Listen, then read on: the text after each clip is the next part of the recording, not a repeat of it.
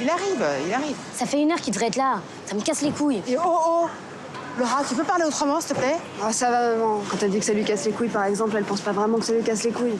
Toi, quand tu dis purée, tu penses vraiment à de la purée? Quoi? Qu'est-ce que tu fais là, toi? Rien, je me fais chier.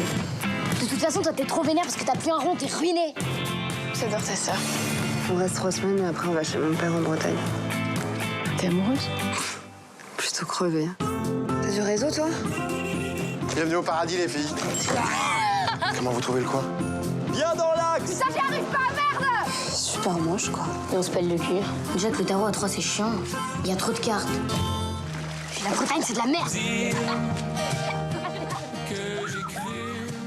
Alors, on a vu le titre, Juillet-Août. Bonsoir Jean-Baptiste. Bonsoir. Donc, un film qui vient de sortir sur les écrans français, belges et suisses. Une chronique de vacances familiale et visiblement, oui, familiale. Oui, On peut le familial. dire. Diastème, c'est le réalisateur. Alors, qui est Diastème? Il a fait pas mal de choses dans la vie, ce garçon. Il a été journaliste, il a été auteur, compositeur de chansons, scénariste et cinéaste. Il avait fait un film il y a quelques années qui avait fait beaucoup parler de lui, un Français qui racontait le repentir d'un skinhead. Là, c'est très différent, beaucoup plus léger, avec en effet cette chronique familiale, famille recomposée, avec 2 ados, l'une presque adulte, l'autre beaucoup plus jeune. Alors, le film pêche un petit peu avec un scénario qui va chercher du côté du suspense policier, alors qu'il aurait pu se suffire à ce côté chronique de vacances, un peu dans l'esprit de Diabolomane, de La Boum. Mais il y a un vrai charme dans ce film. D'abord, il y a cette idée de découper en 2 parties, juillet, août, juillet en Provence, août en Bretagne avec le papa. Bonne idée aussi de l'accompagner de ses chansons. Vous entendez peut-être derrière nous les chansons d'Alex Bopin pour les paroles, Frédéric Lowe pour la musique et chanté par le Suisse Jérémy Kisting.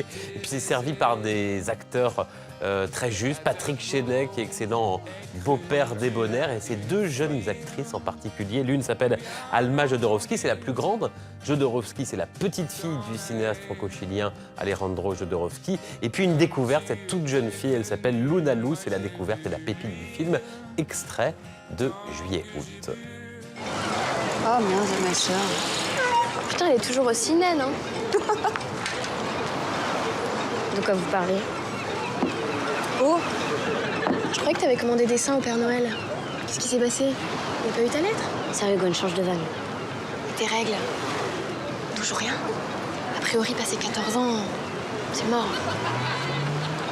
T'as qu'à t'en approche.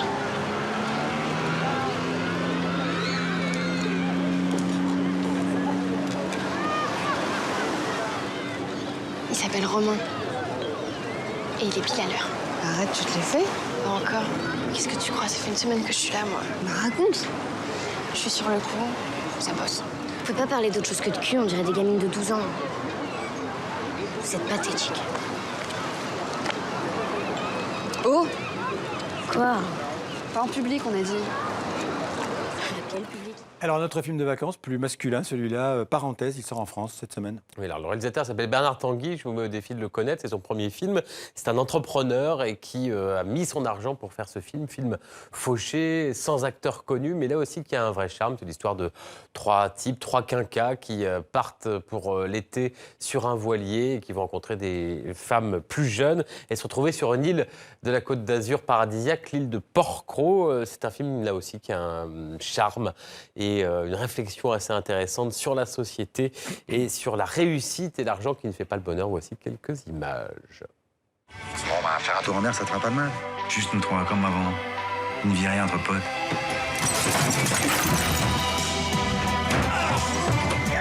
Vous vous rappelez, hein, quoi qu'il arrive, tout est normal. C'est parti.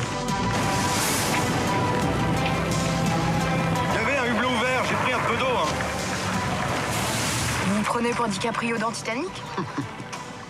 Qu'est-ce qui vous fait penser au titre? L'information, l'œuvre architecturale du grand architecte Le Corbusier qui est inscrite au patrimoine mondial de l'UNESCO. Oui, il s'agit de 17 sites, 17 œuvres de Le Corbusier, notamment, regardez ici à Firminy, à côté de Saint-Étienne, près de Saint-Étienne, son 2e plus grand site après celui de Chandigarh en Inde.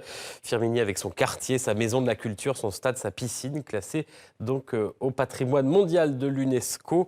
L'architecte franco-suisse, également la Cité radieuse à Marseille, la voici, ou encore la petite villa au bord du lac Léman et l'immeuble Clarté à Genève. Et puis une disparition avant de nous séparer dans le monde de la musique, celle d'Alan Vega. Donc, c'était un pionnier des musiques électroniques, pionnier du punk. C'était le chanteur et le leader du groupe Suicide, de son vrai nom, Boruk Alan Dermovitz. Il avait d'ailleurs participé au dernier disque du chanteur français Christophe. Alan Vega, icône du rock underground. Il avait signé ce tube en 1981. Pas forcément d'ailleurs révélateur de son style, sorte de rockabilly urbain, ça s'appelle Jukebox Babe. Legal lady says my name. Jukebox baby playing a strange game. Alan Vega qui avait 78 ans. Merci Jean-Baptiste et à bientôt.